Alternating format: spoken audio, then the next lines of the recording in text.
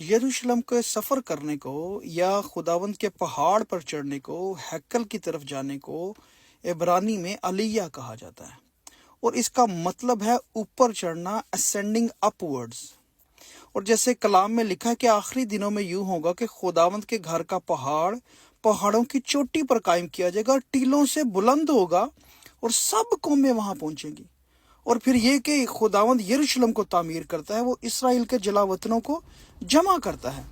اور آج جب اسرائیلی قوم اپنے وعدہ کی سرزمین میں دوسرے ممالک کو چھوڑ کر اکٹھی ہو رہی ہے، تو اس کو عبرانی میں علیہ کہا جاتا ہے، جس کا کیا مطلب ہے جی؟ اوپر کو چڑھنا۔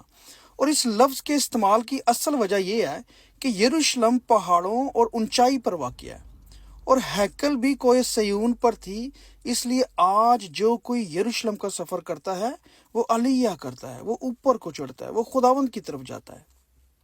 یہودی لوگ جو ہے نا، اس کو ایک اور معنی میں بھی استعمال کرتے ہیں۔ جیسے جب کوئی بھی شخص سینیگوگ میں، یہودی جو عبادت گاہ ہے، اس میں توریت کی پڑھائی کے لیے آگے جاتا ہے، تو اس کو بھی وہ علیہ کرنا کہتے ہیں، اوپر چڑھنا کہتے ہیں۔ لہٰذا اس کا روحانی مطلب یہ نکلا کہ جب ہم خدا کی طرف یا اس کے پاک شہر کی طرف یا اس کے گھر کی طرف سفر کرتے ہیں، تو ہم روحانی عالم میں بڑھتے اور ترقی کرتے ہیں، کیونکہ لکھا ہے کہ جیسے وہ پاک ہے ویسے ہی تم بھی اپنے سارے چال چلن میں پاک بنو۔ یعنی جب ہم اپنا دھیان اس کی شریعت اور آئین پر لگاتے ہیں، تو ہم بھی در حقیقت روحانی طور پر علیہ کرتے ہیں، اور پاکیزگی اور روحانیت میں ہم بڑھتے چلے جاتے ہیں، کیونکہ ہم سب روحانی اور جسمانی طور پر مسافرت کے زمانہ میں ہیں۔